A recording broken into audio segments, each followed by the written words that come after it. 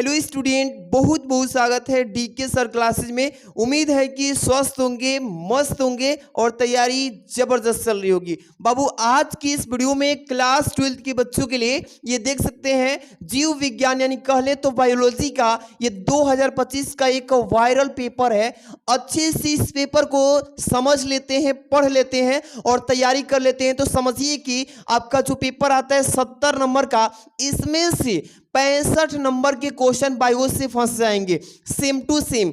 आज की जो वीडियो देख रहे हो बाबू, एकदम हल सहित एक इस वायरल पेपर का सॉल्यूशन के साथ इसमें हम डिस्कस करेंगे, जो कि बेहतर आपके लिए होने वाला है। तो वीडियो को प्यारा सा लाइक कर देना, चैनल पे पहली बार हो तो सब्सक्राइब करके जुड़ जाओ बाबू। चलिए स्टार्ट करते हैं बिना देरी के। सबसे पहले एक मोटिवेशन लाइन कहना चाहते हैं कि देखिए, आंखों में नींद बहुत है, आंखों में नींद बहुत है पर सोना नहीं, और यही 2 महीने का वक्त है बाबू, इस वक्त को सोकर गुजारना नहीं है। तो यहाँ पे देखिए, मैं स्टार्ट करना चाहता हूँ यहाँ से, तो ध्यान से देखिएगा। जो आपका पेपर आएगा सेम इसी पेपर के पैटर्न में आएगा। यहाँ पे रहेगा अनुक्रमांक, जैसे ये लिखा है यहाँ पे रोल नंबर लिखना होता है, यहाँ पे नाम लिखा है, सेम इसी तरीके से आपका पेपर आएगा। यहाँ पे पेज नंबर कितना, मतलब कि पेज में ये पेपर आएगा बन के। ये रहेगा आपका पेपर का कोड, जो कि जिले में आता है 348 DL कोड है। बट ऐसा ही पेपर का पैटर्न रहेगा। क्वेश्चन थोड़ा सा इधर उधर हो सकता है, लेकिन 65 नंबर की तैयारी यहां से स्टार्ट करते हैं। देखिए बाबू, बहुत सारे बच्चों को क्लियर नहीं होता है, तो यहां पे सबसे पहले हम आपको लेकर के चलते हैं।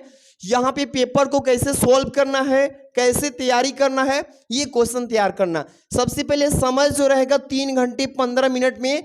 देखिए यहाँ पे नोट को पढ़ लीजिएगा। प्रारंभ के 15 मिनट बच्चों को पढ़ने के लिए दिया गया है कि प्रश्न पत्र पढ़ लीजिए और तब से क्वेश्चन को सॉल्यूशन स्टार्ट करें। ठीक है बाबू। इसके बाद है निर्देश। निर्देश भी देखिए कि सभी प्रश्नों का यानी कि सॉल्यूशन देना अनिवार्य है। अगर आप कोई भी क्वेश्चन छोड़ देते हैं तो वहां पे आपका नंबर कट जाता है, इसलिए आपको एक एक क्वेश्चन का आंसर करना बिल्कुल है। ठीक, चलिए स्टार्ट करते हैं। यहाँ पे सॉल्यूशन के साथ हम लाए हैं। देखिए, सबसे पहले ये तो आप लोग कर लीजिएगा निर्देश। आवश्यकता के अनुसार अपने उत्तरों की पुष्टि नामांकित रेखा चित्रों के द्वारा देना है। इसमें प्रत्येक प्रश्न के निर्धारित उसके अंक सम्मुख दिए गए हैं कि कौन सा क्वेश्चन है, कितने नंबर का है। ठीक है। इसके बाद यहां से पहला क्वेश्चन जो है स्टार्ट होता है। प्यारे बच्चों, लिखा है कि सही विकल्प चुनकर अपनी उत्तर पुस्तिका में लिखिए। और यहां से क्वेश्चन फर्स्ट नंबर देखिए, लिखा है इसमें कि निम्नलिखित में से कौन सा पुष्प नर, यहां पे लिखा है ना, पुष्प नर जनन अंग का प्रतिनिधित्व करता है। एक ही, मतलब ये जो क्वेश्चन देख रहे हैं रिपीटेड क्वेश्चंस हैं। तो यहाँ पे लिखा है ना पुमंग, यहाँ पे जयंग है, यहाँ पे गुरु विषाणुधानी है, यहाँ पे परागकण। तो यहाँ पे जो पहला है पुमंग, यहाँ पे देखिए उत्तर भी मैं लिख दिया हूँ। क्या होगा इसका? पुमंग होगा, क्योंकि पुष्प का नर जनन अंग का प्रतिनिधित्व कौन करता है प्यारे बच्चों? तो ये पुमंग करता है। आराम से तैयारी कीजिए, बायोलॉजी का पेपर ऐसा ही आने वाला है। ठीक है। इसके बाद अगला क्वेश्चन देखिए, इसमें ख नंबर लिखा है कि मनुष्य में संतान का लिंग निर्धारण होता है, किसके द्वारा होता है? यहाँ पे माँ के लिंग गुणसूत्रों के द्वारा नहीं, यहाँ पे अंडाणु के माप से, ये भी नहीं बाबू।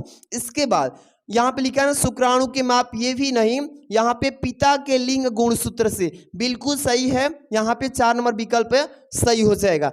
ऐसे ही आपके जितने भी बहुविकल्पीय क्वेश्चंस आएंगे आराम से कर लेना है, कहीं भी फंसना नहीं है। स्टिक वाइज यहाँ पे ध्यान समझिए। ग नंबर, जेनेटिक इंजीनियरिंग का उपयोग कहाँ पे होता है? ऑप्शन वाइज करना है।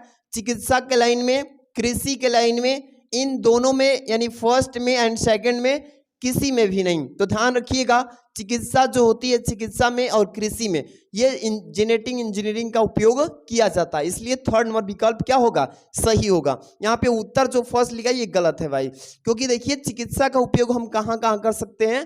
तो जेनेटिक का यहाँ पे चिकित्सा में और कृषि में भी, दोनों में, इसलिए तीसरा विकल्प सही है। बिल्कुल आगे बढ़ेंगे।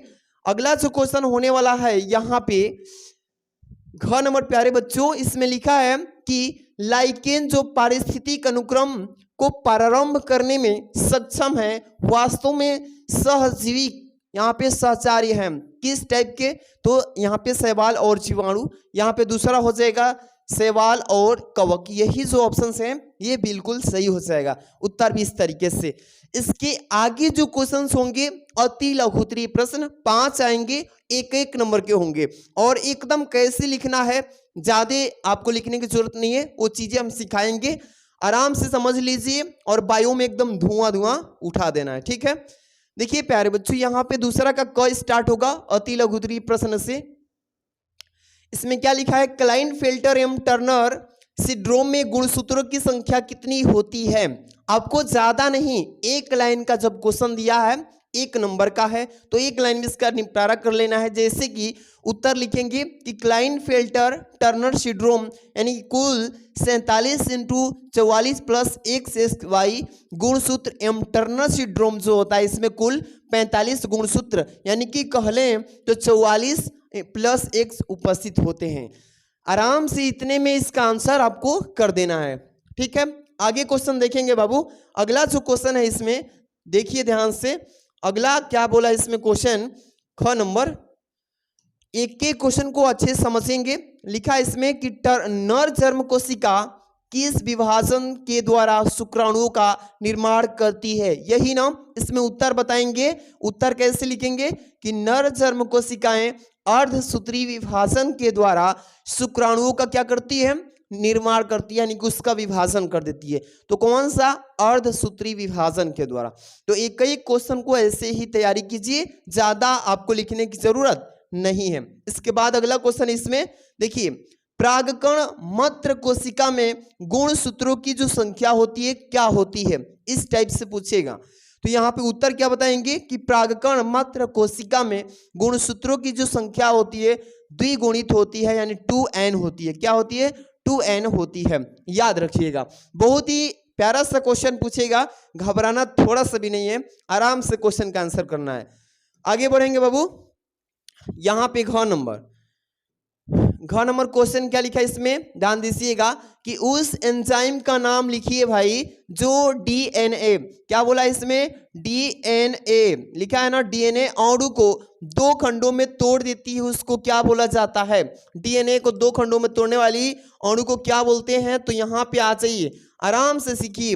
लिखेंगे उत्तर में कि विदलन एंजाइम यानी कि क्लेवेज एनेमेस, यहाँ पे जैसे एक्सोन्यूक्लियोस, यहाँ पे एंडोन्यूक्लियस एवं प्रतिबंधन एंडोन्यूक्लियस डीएनए अणु को खंडों में क्या कर देती है? तोड़ देती है, यानी कि 2 भागों में इसको बांट देती है। बस ऐसे ही तरीके से लिखना है, ज्यादा इसमें तामझाम की बात नहीं है।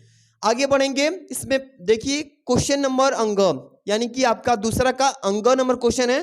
क्या बोला इसमें कि कार्बन डाइऑक्साइड यानी कि कहले तो CO2 कार्बन डाइऑक्साइड का स्थिरीकरण करने के कारण पौधों को क्या कहते हैं? ये पूछा है ना, तो इसका उत्तर कैसे लिखेंगे बाबू कि कार्बन डाइऑक्साइड यानी कि CO2 का स्थिरीकरण करने के कारण पौधों को उत्पादक यानी कि प्रोड्यूसर कहते हैं। यानी क्या बोलते हैं उसको? उत्पादक कहते हैं, इंग्लिश में प्रोड्यूसर कहते हैं। और ये स्वपोषी होते हैं, यानी कि स्वयं से अपना भोजन का निर्माण करते हैं। इसको ऑटोट्रोफिस बोलते हैं। आज इसको अच्छे से तैयार कर लेना, एक एक जो क्वेश्चन बता रहा हूं मोस्ट इंपॉर्टेंट है, ठीक। आगे चलेंगे। अगला जो क्वेश्चन है बाबू, यहां से ध्यान दीजिएगा। अगला है आपका क्या, तो लघु उत्तरीय प्रश्न।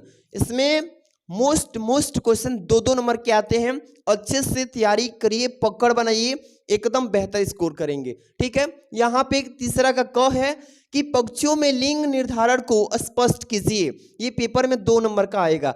तो कैसे लिंग निर्धारण करते हैं बाबू? ऐसे लिखिएगा। उत्तर में क्या लिखेंगे कि पक्षियों में लिंग निर्धारण की ZZ से लेकर ZW क्रिया विधि पाई जाती है। क्या पाई जाती है? तो ZZ से लेकर ZW तक क्रिया विधि पाई जाती है। इसमें नर युग, यहाँ पे देखिए सम युग्मनज होता है। कौन सा होता है? तो नर सम युग्मनज होता है, जिसके 2 क्या होते हैं बाबू? लिंग गुणसूत्रों को 22 से प्रदर्शित किया जाता है।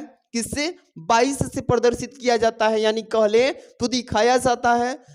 अब लिखेंगे इसके बाद, अतः नर नर हमेशा समान प्रकार के ही युग्मनज उत्पन्न करेगा। इसमें मादा विषम युग्मनजी होती है। क्या होती है? विषम, यानी कि भिन्न भिन्न होती है, जिसके दो लिंग गुणसूत्रों को WZ से प्रदर्शित किया जाता है।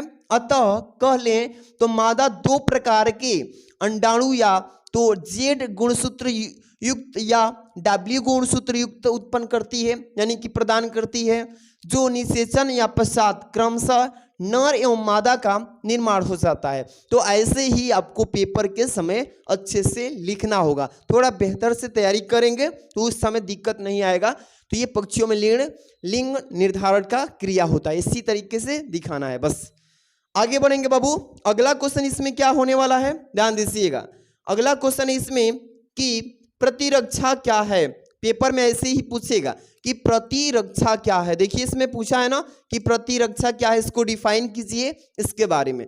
तो बताएंगे उत्तर कि शरीर में सभी प्रकार के रोगजनों और उनके विषैले पदार्थों के दुष्प्रभाव का प्रतिरोध करके समस्थैतिकता, क्या होता है? समस्थैतिकता, यानी कि होम्योस्टेटिस बनाए रखने की जो क्षमता होती है, ये शरीर की प्रतिरक्षा या प्रतिरोधक क्षमता इम्यूनिटी कहलाती है या कहते हैं। सिंपल तरीके से आपको यही चीज बताना है। इसके आगे थोड़ा सा और भी लिखेंगे कि हमारे शरीर में प्रतिरक्षा हेतु एक अति आवश्यक यानी अति विशिष्ट तंत्र पाया जाता है, जिसे प्रतिरक्षा तंत्र कहते हैं। क्या बोलते हैं? प्रतिरक्षा तंत्र कहते हैं।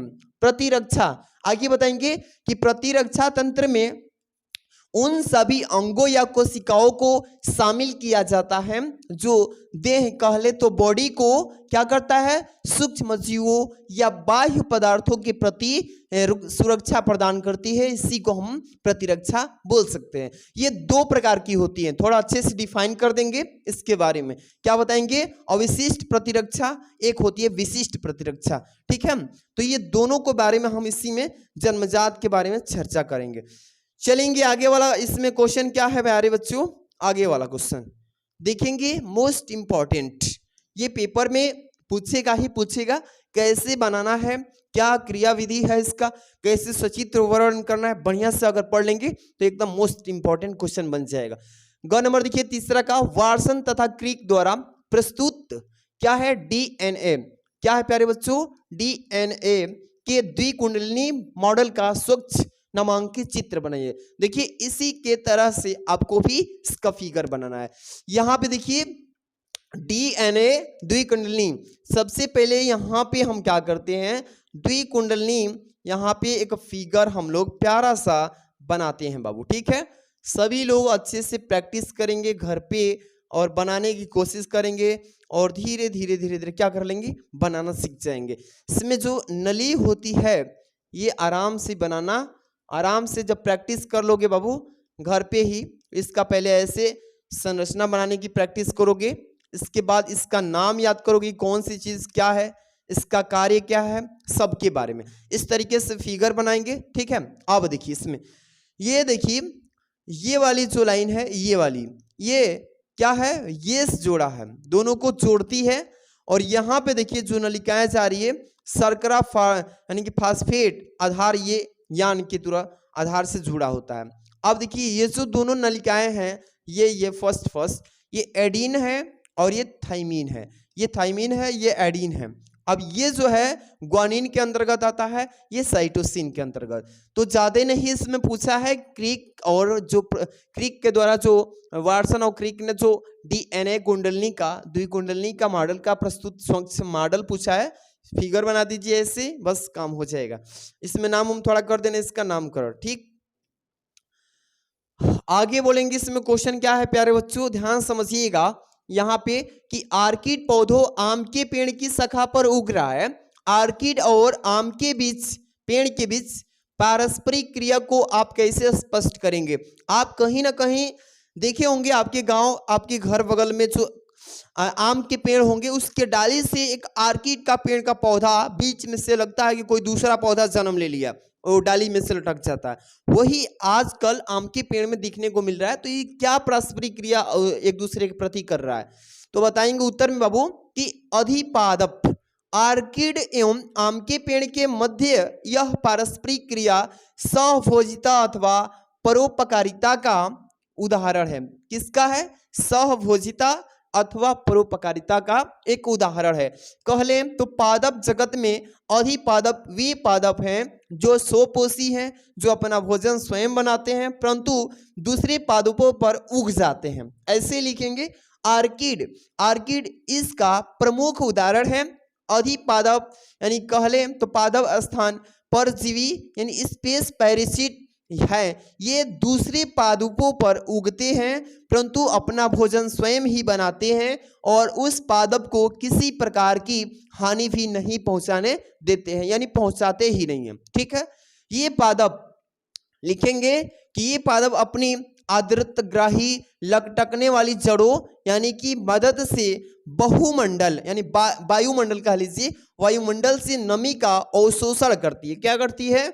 ये अपने तरफ खींचती है और इस क्रिया में आर्किड लाभवंती होता है परंतु आम का पेड़ अप्रभावी रहता है। कोई उसको प्रभाव नहीं पड़ता है कि रहो मेरे ही सामने रहो, मुझमें ही रहो, लेकिन उससे कोई उसको हानि नहीं होने देता है।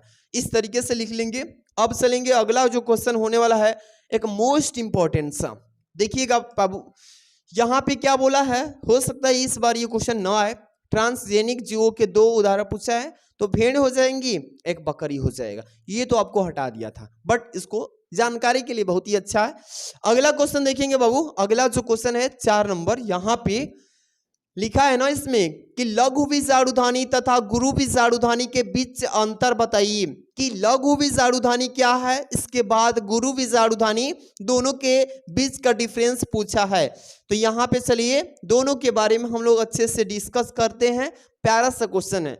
एक साइड लिखेंगे लघु बीजाणुधानी, दूसरे साइड लिखेंगे बाबू गुरु बीजाणुधानी, और दोनों के बारे में कैसे स्पष्ट करेंगे। सबसे पहले लघु बीजाणुधानी देखिए कि एक परागकोश की दोनों पालियों में कुल 4 लघु यानी कि लघु बीजाणुधानी पाई जाती है, जिसमें लघु यानी कि बीजाणुओं या परागकणों का निर्माण होता है। आपको ये समझ में आ गया कि लघु बीजाणुधानी क्या है। इसके बाद गुरु बीजाणुधानी क्या है, तो एक अंडाशय में 1, 2, 3 या अनेक बीजाणु या गुरु बीजाणुधानी पाई जाती हैं, जिसमें गुरु यानी कि बीजाणुओं या भ्रूण कोषों का निर्माण हो जाता है।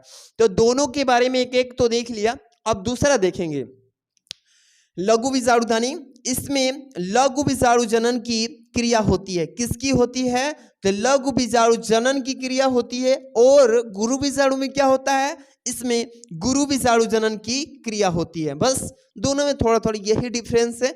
अगला है कि लघु बीजाणुधानी में एक परागमात्र कोशिका से क्या होती है, 4 परागकणों का निर्माण कर देती है, जबकि गुरु बीजाणुधानी में क्या होता है, तो गुरु बीजाणुधानी में एक गुरु बीजाणु मात्र कोशिका से एक ही भ्रूण कोश का निर्माण कर पाती है। तो देख रहे हैं ना, ये डिफरेंस है, दोनों के बीच का अंतर है। स्क्रीनशॉट ले लेंगे तो बहुत ही अच्छा रहेगा, बढ़िया से तैयारी करना।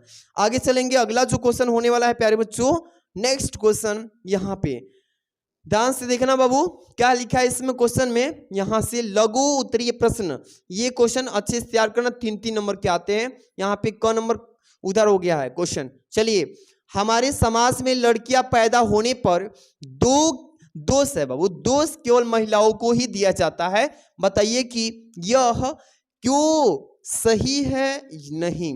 ये 3 नंबर का आएगा।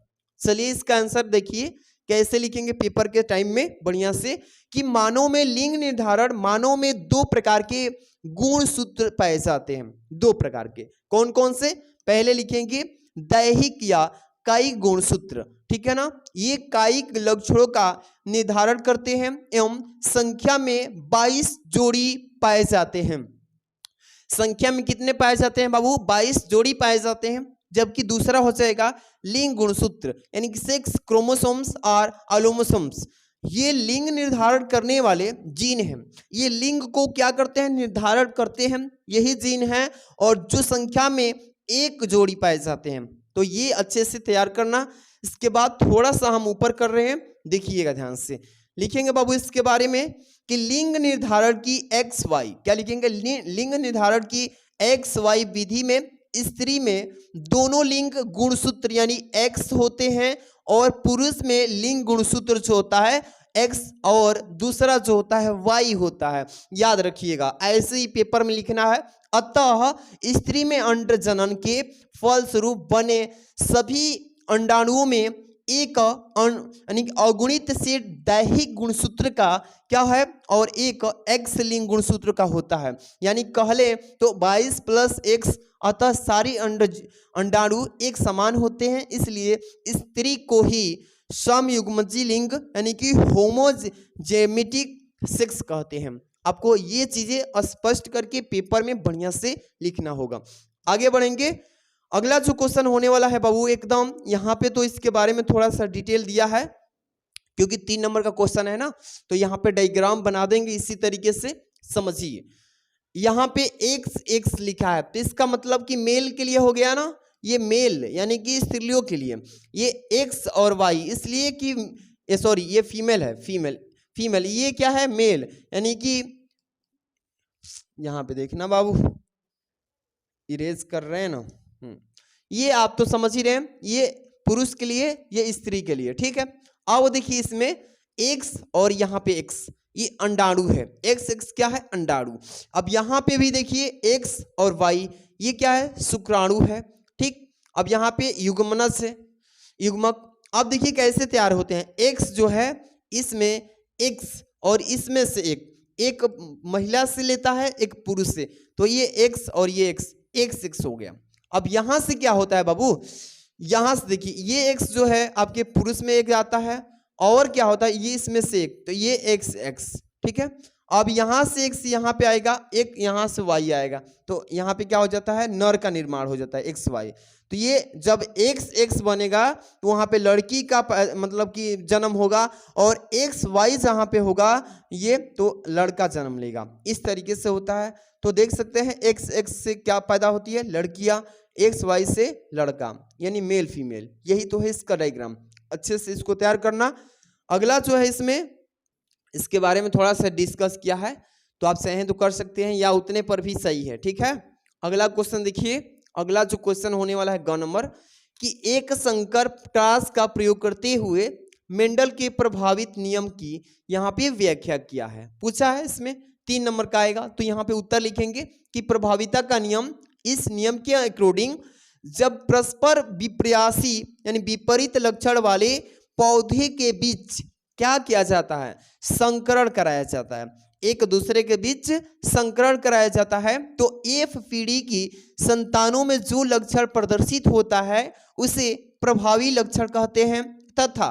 तथा क्या करते हैं कि जो लक्षण इस पीढ़ी की संतानों में प्रदर्शित नहीं होता है उसे अप्रभावी लक्षण कहलाता है। इस नियम को मेंडल के एक संकर संकरण का प्रयोग के द्वारा समझाया जा सकता है कि एक संकर संकरण द्वारा प्रभाविता के नियम की पुष्टि किसी जीव के मात्र एक तुलनात्मक अनुवांशिक लक्षण पर ध्यान केंद्रित करके जो संकरण कराया जाता है उसे हम एक संकर संकरण कहते हैं। अच्छे से थोड़ा बढ़िया से तैयार करके, ज्यादा नहीं लिखना चाहते तो इतना लिख दीजिए, इसके बाद थोड़ा सा एग्जाम्पल लिखना बाबू। उदाहरण लिखेंगे कि मेंडल ने मटर के पौधे की लंबाई पर ध्यान केंद्रित करके अपने संकरण प्रयोग किए हैं। ठीक, आप सभी जानते हैं।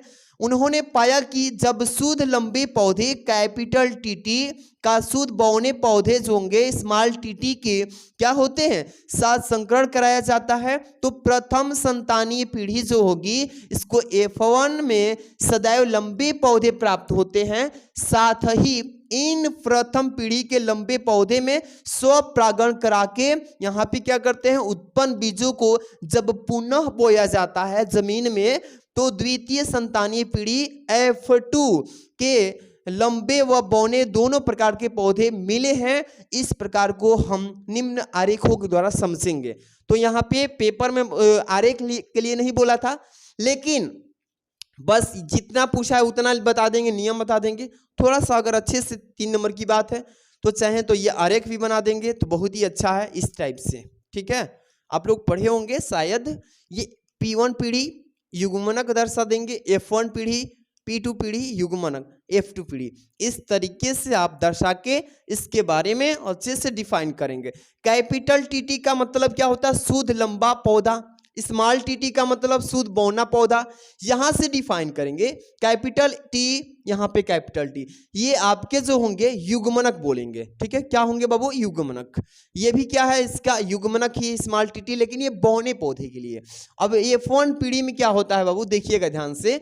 ये स्मॉल टी, यहाँ पे कैपिटल टी और स्मॉल टी जुड़ते हैं, तो यहाँ पे T small T capital T. Small T से क्या होता है? Capital T small T, capital T small T. ये सभी जो होंगे लंबे पौधे के रूप में आ जाते हैं।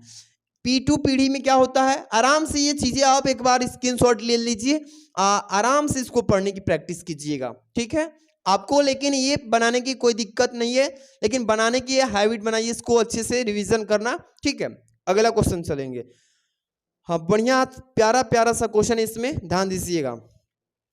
अगला इसमें आप तो यही उसके बारे में दिया था, यहां से क्वेश्चन है घ कि डीएनए क्या है प्यारे बच्चों? डीएनए क्या बोला इसमें कि डीएनए कुंडली की कौन सी विशेषता ने वाटसन व क्रिक की को डीएनए यानी कि प्रतिकृत के सेमी कंजर्वेटिव रूप को कल्पित करने में सहयोग किया है? इसकी व्याख्या करिए।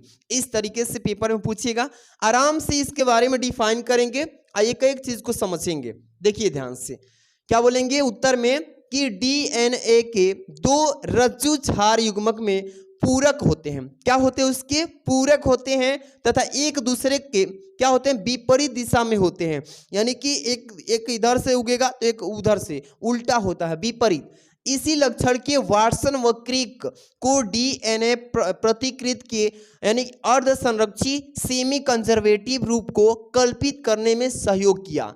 इसमें दोनों रज्जु यानी अलग अलग होकर टेम्पलेट के रूप में क्या करते हैं? वर्क करते हैं और नए पूरक रज्जु का क्या कर लेते हैं? निर्माण कर लेते हैं। यही इसमें लिखना है। फिर लिखेंगे डीएनए के 2 रज्जु क्षार युग्मक में पूरक होते हैं तथा एक दूसरे से क्या होते हैं? विपरीत दिशा में होते हैं। इसी लक्षण ने वाटसन व क्रिक को क्या वाटसन व क्रिक को डीएनए प्रतिकृत के अर्ध सेमी कंजर्वेटिव रूप को कल्पित करने में सहयोग किया। इनमें दोनों रज्जु अलग होकर के टेम्पलेट के रूप में क्या कर देते हैं? अलग अलग कर देते हैं। तो यहाँ पे चीजें जो है मैंने यही चीज लिखा है, 2 बार लिखा है, बट आप लोग थोड़ा सा इसको समझिएगा। ये तो मैं इसी चीज को 2 बार लिखा हूं ताकि समझा सकूं, लेकिन आपको ये चीजें बस लिखना है। आगे थोड़ा सा इसमें और भी लिखना है बाबू। ये देखिए क्या है? मेसेलसन एम स्टाहल, ये आपके दोनों साइंटिस्ट ने सन 1958 ईस्वी में कोलाई जीवाणु पर नाइट्रोजन के प्रयोग द्वारा अर्ध संरक्षित यानी कि द्विगुणन का प्रमाण दिया। इसका प्रयोग के अंतर्गत इन्होंने जीवाणु कोशिका को पहले भारी नाइट्रोजन N15 के संवर्धन माध्यम से कुछ पीढ़ियों तक संवर्धित किया। इसके उपरांत इन्होंने सामान्य हल्की नाइट्रोजन N14 के मध्य में स्थानांतरित किया और विभिन्न यानी कि कहले तो विभिन्न समय अंतरालों पर जीवाणुओं के नमूने एकत्रित करके तथा इसके जननिक डीएनए को सीजियस क्लोराइड यानी कि CaCl2 विलयन में क्या घोलने पर इस विलयन में आयनों की उपस्थिति के कारण अपकेंद्रण यानी डीएनए शीघ्र ही कुंडलनी हो जाता है। बस इतना सा लिख देंगे इसके बारे में जो क्वेश्चन आपने देखा है। ठीक है, आराम से चलेंगे अगला क्वेश्चन पे। 5 नंबर का क्वेश्चन देखिए बाबू, बढ़िया सा क्वेश्चन है। इसमें लिखा है 5 की क में कि मलेरिया परजीवी के जीवन चक्र का स्वच्छ एवं नामांकित यहाँ पे चित्र बनाइए। ये भी 3 ही नंबर का आएगा। आराम से आपको देख लेना है कैसे बनाना है फिगर। देखिए ध्यान से, यही है मलेरिया परजीवी का। सबसे पहले यहाँ पे इसी डायग्राम को आप याद कर लीजिए। मैं आपको PDF दे दूंगा टेलीग्राम पे। टेलीग्राम का नाम आपको बता देता हूं, ठीक है बाबू, सॉल्यूशन के साथ DK sir classes, DK sir classes जो यूट्यूब चैनल पे आप नाम देख रहे हैं चैनल का, वही सेम टेलीग्राम चैनल है, वहां पे जाके ज्वाइन हो जाना, इसका पीडीएफ देंगे। ठीक, सबसे पहले इसके बारे में चर्चा करेंगे। ये देखिए मलेरिया परजीवी के बारे में सबसे पहले जो यहाँ पे मच्छर परपोषी को देखा जाएगा। सबसे पहले मच्छर परपोषी, इसके बाद गुरु युग्मनज।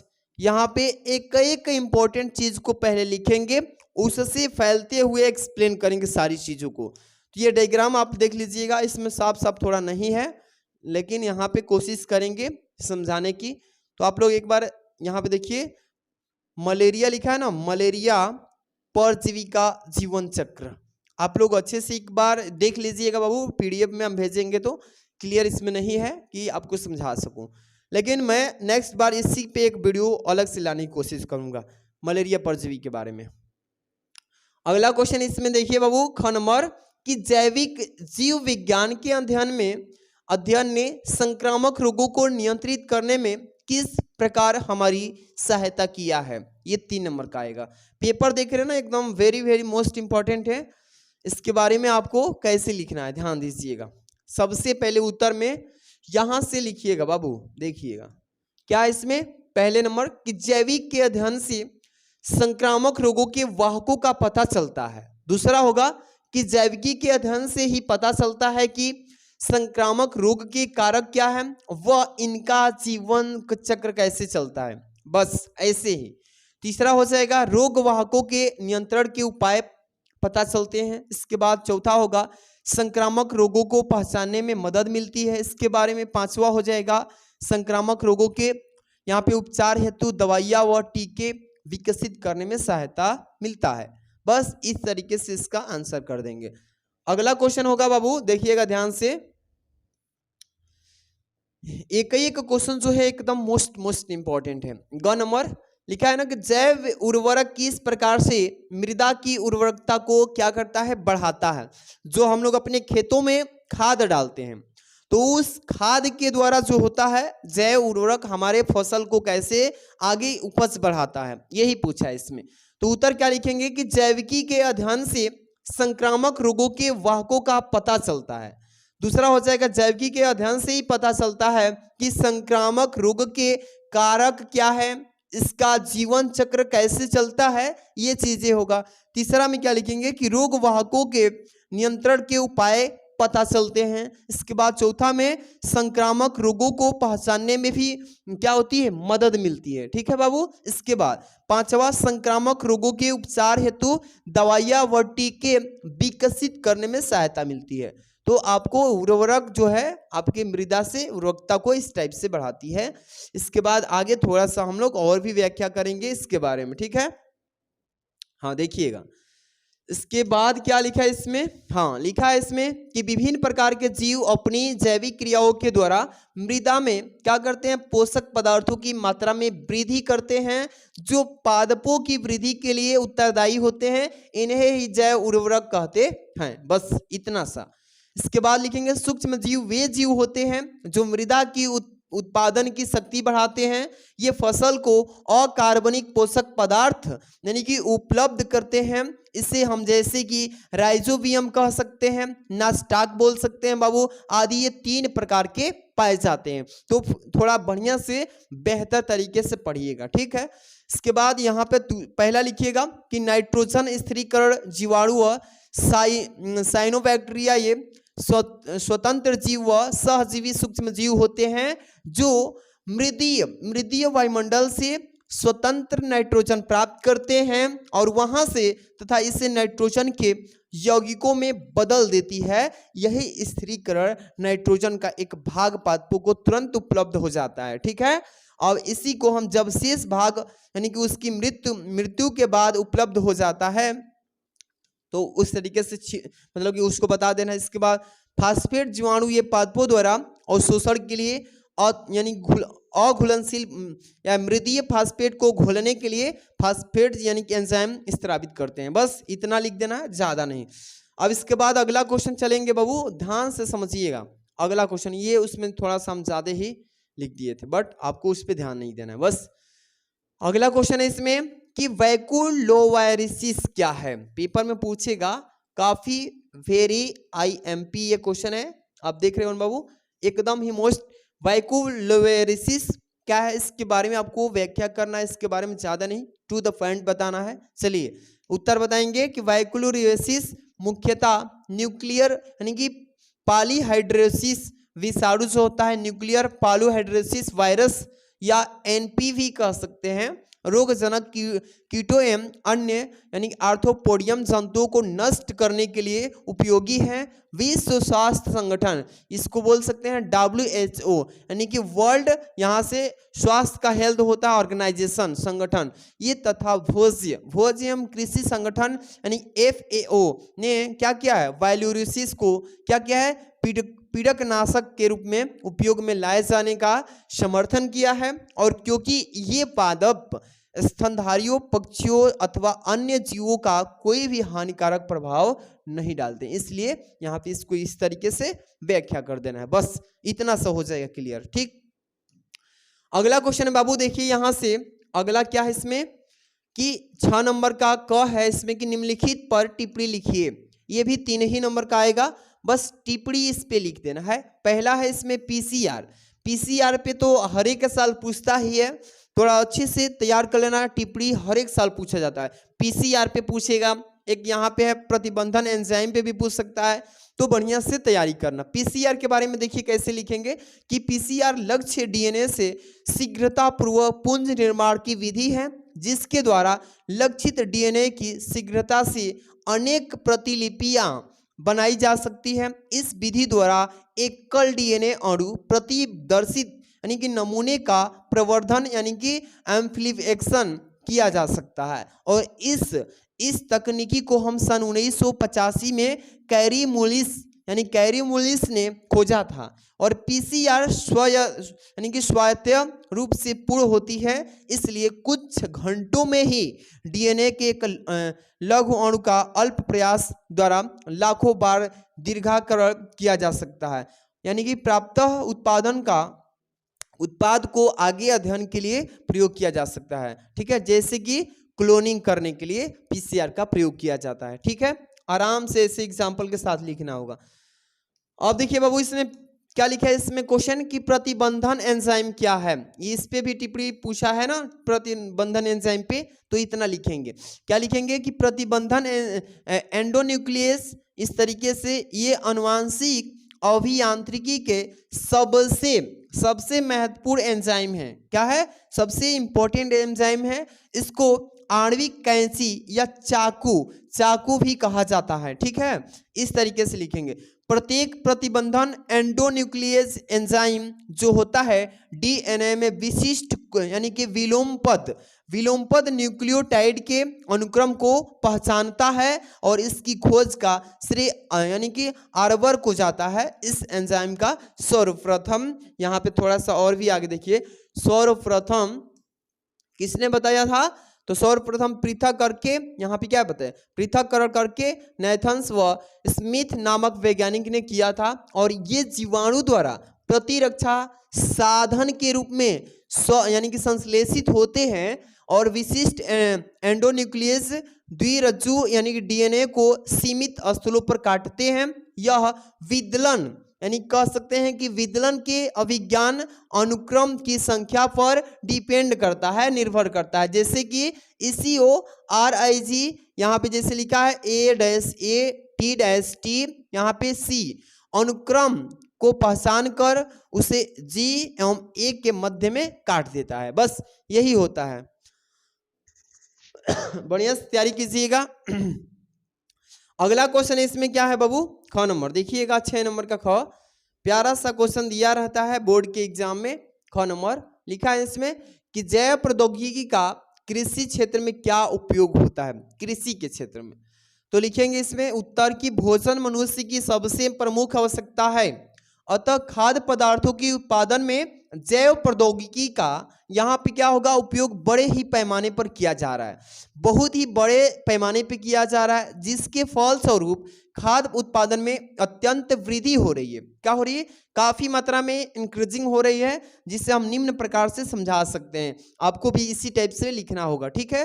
कैसे लिखेंगे बाबू, देखिए ध्यान से, ऊपर चलेंगे और लिखेंगे, एक एक चीज को डिफाइन करेंगे। प्यारा सा क्वेश्चन है, इसमें लिखा है ना कि पादपों की उच्च प्रतिरोधक यानी high resistance capacity of plants, आनुवांशिक अभियांत्रिकी, इस पादपों की ऐसी प्रजातियां विकसित की जा रही हैं जिसमें सूक्ष्म जीवों जैसे कि विषाणु, कीटों के उसके द्वारा संक्रमण तथा मिट्टी की लवणीयता, सूखा आदि को सहने या इसकी प्रतिरोधक यानी प्रतिरोध करने की क्षमता को प्रदान किया जा रहा है। उदाहरण के समक्ष करें तो बीटी यानी बैगन, बीटी यानी कपास, इसका उपयोग किया जा रहा है बनाने में, इसकी प्रतिरोधक क्षमता को बढ़ाने में। तो इस तरीके से आपको भी डिवाइन करना होगा। दूसरे टाइप से क्या लिखेंगे यहाँ पे, पादप जीन प्रारूप में परिवर्तन यानी कि change in genotype of plants, cloning के द्वारा या पुनर्गत डीएनए को पादप जीन प्रारूप में प्रवेश कराकर पादपों की अनेक लाभदायक जातियों में वृद्धि यानी हार्मोन्स जैसे कि ऑक्सीजन, साइटोसिन के संश्लेषण की दर बढ़ाई जाती है, और इस विधि से तंबाकू, प्याज, टमाटर, मक्का, जौ, गेहूं आदि का यानी कि उत्कृष्ट प्रजातियों का विकास किया जाता है। तो इस तरीके से आपको आराम से लिखना है वो चीजें।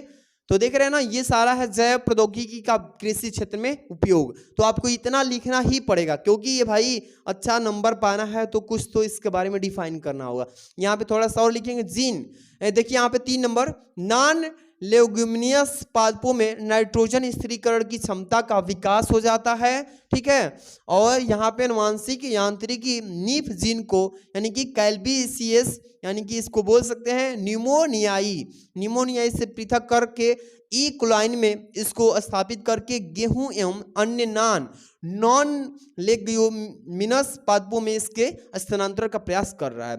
आपको इस तरीके से लिख देना है, 3 भी लिख देंगे तो हो जाएगा, ज्यादा लिखने की आवश्यकता नहीं है। लेकिन मैंने 4 लिख दिया है, कोई बात नहीं है, लेकिन आप 3 को अच्छे से पढ़ लीजिएगा। अब यहाँ पे क्वेश्चन नंबर देखेंगे नेक्स्ट, ग नंबर, क्या लिखा है इसमें बाबू, लिखा है कि पारजीनी जंतु से आप क्या समझते हैं, कोई एक उदाहरण भी इसका दीजिए। तो पहले जानेंगे पारजीनी जंतु क्या है, इसके बाद उसका एग्जाम्पल देखेंगे, ठीक है। यहाँ पे देखिए क्या लिखेंगे, ऐसे जंतु जिन्हें उसके आनुवांशिक संगठन में आनुवांशिक अभियांत्रिकी द्वारा हेर फेर या परिवर्तन करके विकसित किया जाता है, उसको डेवलप किया जाता है। अर्थात वे जंतु जो विजातीय या बाह्य जीन युक्त होते हैं, पारजीनी या ट्रांसजेनिक या आनुवांशिक रूप से रूपांतरित जंतु कहलाते हैं। एग्जाम्पल की बात किया था तो एग्जाम्पल बताएंगे, जैसे पारजीनी गाय हो जाएंगी, ट्रांसजेनिक काऊ कहलाएंगी। सन 1970 इसमें सर्वप्रथम पारजीनी गाय रोजी से मानव प्रोटीन से भरपूर दूध यानी कि 2.4 ग्राम प्रति लीटर प्राप्त किया गया। इस दूध में मानव यानी कि लैक्टिल्यूमिनस ह्यूमन अल्फैक्ट देखिए फैक्टिलिबियम मिलता है, जो मानव शिशु से हेतु अत्यधिक संतुलित पोषक तत्व हैं जो साधारण गाय के दूध में नहीं मिल पाता है। तो आपको इस तरीके से एग्जाम्पल दे देना था बस। आगे का क्वेश्चन देखेंगे, यहाँ से क्या बोला इसमें, बहुत ही प्यारा सा क्वेश्चन है इस पेपर में, सॉल्यूशन के साथ अच्छे से इस वीडियो को देखिएगा 2 बार 3 बार, जब पढ़ेंगे ना तो एकदम बेहतर तैयारी हो जाएगी। इसमें लिखा है घ नंबर की नहीं 2 पर संक्षिप्त में टिप्पणी लिखिए। ये पेपर में मैंने यहाँ पे ये कुछ नहीं है, बस 4 नंबर क्वेश्चन देखिए, रेड डाटा बुक किसे कहते हैं, इसके बाद परजीविता क्या है, इसके बाद तीसरा है भूमि की उर्वरक शक्ति बढ़ाने पर दलहनी पौधों की भूमिका। तो इस तीनों में से किसी 2 के बारे में आप डिफाइन करेंगे, ठीक है। आराम से इसको पढ़ लीजिएगा, मोस्ट इंपॉर्टेंट क्वेश्चन है, मोस्ट IMP कह लें तो एकदम मोस्ट इंपॉर्टेंट। ये मैं बोलूंगा कि आप रेड डाटा बुक पढ़ लीजिएगा, परजीविता को मैंने तो अभी जस्ट बताया ही, तो आप आराम से इस दोनों को पढ़ लीजिएगा। इस वीडियो में मैं इसका सोल्यूशन नहीं दिया हूं, आप लोग पढ़ लेना, ठीक। इसके बाद जो है अगला क्वेश्चन क्या है बाबू हाँ, दीर्घ उत्तरीय प्रश्न है। ये क्या है? दीर्घ उत्तरीय प्रश्न है। आराम से देखिएगा, 5 नंबर वाले क्वेश्चन है। इसमें बोला है ना कि मनुष्य के नर जनन, देखिएगा, तंत्र का सचित्र वर्णन कीजिए। इसमें शुक्राणु कहाँ स्थित रहते हैं ये बताइए संचित। सबसे पहले प्यारे बच्चों, ये जो आप देख रहे हैं ना, इसको अच्छे से पहले फिगर बनाने की सोचिए। ये नर जनन तंत्र है, ठीक है। आपको मैं चीजें समझा देता हूँ। सबसे पहले क्या होता है बाबू, आप एक बार फिगर को बढ़िया से बना लीजिएगा। खूब प्यारा सा क्वेश्चन है। इस तरीके से बना के आप एक एक चीज के बारे में डिफाइन करना। कैसे? सबसे पहले आएंगे नीचे से ये देख रहे हैं ना, ये वृषण खोल है, वृषण खोल। ये वृषण को, इसको टिश्यूज कलर यानी कैप्सूल बोलते हैं इसको। ये हमारा क्या है? वृषण है। जो वृषण होता है ये 2 जोड़ी पाया जाता है। कितने जोड़ी? 2 जोड़ी। इसके बाद से हम चलेंगे तो ये हमारा शिश्न बोलता है। ये जो है शिश्न बोला जाता है। शिश्न के अंदर से 2 नलिकाएं यहाँ पे आई होती है। ये नलिकाएं जो होती है मूत्र मार्ग कहलाती है, ठीक है। इसके बाद यहाँ पे इसका नाम दिया है नली जो आ रही है, शुक्रवाहिका बोला जाता है। शुक्रवाहिका नली बोला जाता है। ये जो है इसमें देख रहे हैं ना, ये आपका मूत्राशय बोला जाता है, ठीक है। यहाँ से जो नली निकल के आ रही है इसको शुक्राशय बोला जाता है। वहीं से शुक्राणु तैयार होते हैं और वहीं के माध्यम से यहाँ पे आते हैं, ठीक है। इसके बाद यहाँ पे इस तरीके से लेंगे। ये जो आपको बड़ा सा चौड़ा पट्टी में ब्लैक दिख रहा है, ये आपका प्रोस्टेट ग्रंथि बोला जाता है। प्रोस्टेट ग्रंथि होता है, ये एम्पूला बोला जाता है, ये वाला भाग। और यहाँ से जो जुड़ी हुई है मोलाशय बोला जाता है, ठीक। तो आपको इस तरीके से थोड़ा बढ़िया से फिगर बनाने की कोशिश कीजिए घर पे। इस पेज पे इसका नामकरण करना सीख लीजिए। इसका कार्य याद कर लीजिए कि इसका कार्य क्या है, इसका कार्य क्या है। बस इस पेपर में पूछा है कि जनन, नर जनन तंत्र का सचित्र वर्णन, इस शुक्राणु कहाँ पाए जाते हैं, ये चीजें दिखाना है। इसके बारे में थोड़ा थोड़ा डिस्कस भी करना होगा। आराम से कर लीजिएगा, तैयारी बेहतर कीजिए बाबू, ठीक है। अगर उसको आप नहीं करना चाहते हैं तो अथवा में भी क्वेश्चन मिलेगा, इसको भी कर सकते हैं कि पुष्पी पादपों में लघु विषाणु जनन की सचित्र वर्णन कीजिए। तो आप पुष्प के फूल के बारे में बता सकते हैं बना के, तो आप बना लीजिएगा। इसके बाद अगला क्वेश्चन है अनुवांशिक कूट क्या है, इसकी मुख्य विशेषताओं का वर्णन कीजिए। ये भी 5 ही नंबर का पेपर में आएगा। अनुवांशिक कूट क्या है, तो पहले अनुवांशिक कूट के बारे में जानेंगे, ठीक है। जैसे कि यहाँ पे देखिए उत्तर कि अनुवांशिक कूट की खोज यानी कि नीरेनबर्ग एवं मथाई 1961 ईस्वी में की थी। अनुवांशिक कूट या कोड नाइट्रोजन क्षारकों का वहन अनुक्रम है जिसमें प्रोटीन अणु के संश्लेषण की सूचना उपस्थित होती है और 3 न्यूक्लियोटाइड का वह अनुक्रम जो किसी विशिष्ट अमीनो अम्ल का निर्माण करता है प्रकूट यानी कहलाता है। अब देखिए इसके बाद इसी में लिखेंगे अनुवांशिक संकेत प्राणी में 64 प्रकूट होते हैं। कौन कौन से, उसके बारे में थोड़ा सा आपको यहाँ पे अच्छे से जानकारी बताना है। कौन से, देखिए बाबू लिखेंगे अनुवांशिक कूट की समस्या विशेषताएं निम्नलिखित हैं। पहला है अनुवांशिक कूट त्रिक होता है। कौन सा होता है? त्रिक होता है। दूसरा होगा अनुवांशिक प्रकूट कोड की खोज नीरेनबर्ग एवं मथाई ने की थी, बस। इसके बाद तीसरा होगा AUG तथा GUG कभी कभी पारस्परिक परिकूट, जब UAA UG UAG समान प्रकूट हैं तो समापन प्रकूट किसी भी अमीनो अम्ल का निर्माण नहीं कर सकते हैं। बस ऐसे ही आपको चीजें बताना है बाबू। अगला जो क्वेश्चन मतलब 4 नंबर होगा, इसमें ध्यान समझिएगा। क्या लिखेंगे इसमें कि अनुवांशिक प्रकूट यानी कि क्रोमोविहीन है तथा सर्वात्रिकता यूनिवर्सिटी, यहाँ पे यूनिवर्सिटी है दर्शाता है, और सर्वात्रिकता से तात्पर्य है कि जीव चाहे पूर्व केंद्रीय हो या सुकेंद्रीय अनुवांशिक कूट का समान प्रकार के अमीनो अम्ल का ही क्या करता है, निर्माण करता है। बस 5वां लिखेंगे अनुवांशिक कूट अनअतिव्यापी होता है, अर्थात कह लें तो प्रकूट के एक ही अक्षर का उपयोग 2 विभिन्न प्रकूटों में नहीं किया जा सकता है। ये भी इसका लक्षण है। 6 नंबर देखिए अनुवांशिक कूट यानी कि असंदिग्धता दर्शाता है, अर्थात कह लें तो एक विशिष्ट प्रकूट एक ही अमीनो अम्ल का क्या करता है, कोड बनाता है। तो अच्छे से इसी तरीके से एक एक चीज को डिफाइन करना है, आप बढ़िया से तैयारी करना है बाबू, ठीक है। अगला जो होगा यहाँ पे 7 नंबर, बस इतना सा आपको तैयार करना है। देखिए क्या लिखेंगे 7 नंबर में कि वोवल यानी कि परिकल्पना यहाँ पे बताएंगे कि सन 1968 में HFC क्रिक द्वारा दी गई है। इसके अनुसार प्रकोड के पहले 2 अक्षर अमीनो अम्ल निर्धारण के लिए आवश्यक होते हैं और तीसरे जो कोड को प्रभावित किए बिना ही विभिन्नता प्रदर्शित कर देते हैं। जैसे कि CCA लिखा है ना, तो यहाँ पे क्या प्रभावित किया है, CCA बिना प्रभावित किए CC, CCG और CCU, ये सभी जो है प्रोलीन अमीनो अम्लों को कोड करते हैं। इसी प्रकार हम लोग CCU, यहाँ पे CUU, CUC कर सकते हैं। ठीक है, यहाँ भी लिख सकते हैं CUA तथा CUG, ये सभी जो है ल्यूसीन अमीनो अम्लों को कोड करते हैं। यही कारण है कि एक RNA के एक से अधिक यानी कि प्रकोड पहचाना जा सकता है। ऐसा माना गया है कि तीसरे स्थान पर क्षारकों में यानी कि बोबलिंग या डगमगाहट होती है और स्थायी युग्मनज नहीं पाए जाते हैं। बोबलिंग के कारण ही RNA की संख्या प्रकोड की तुलना में कम हो जाती है। तो आप लोग इस तरीके से लिखेंगे, पेपर में अच्छे से डिफाइन करना पड़ेगा। थोड़ा बढ़िया से तैयारी करेंगे तो एकदम नंबर कटने का चांस ही नहीं बनता है।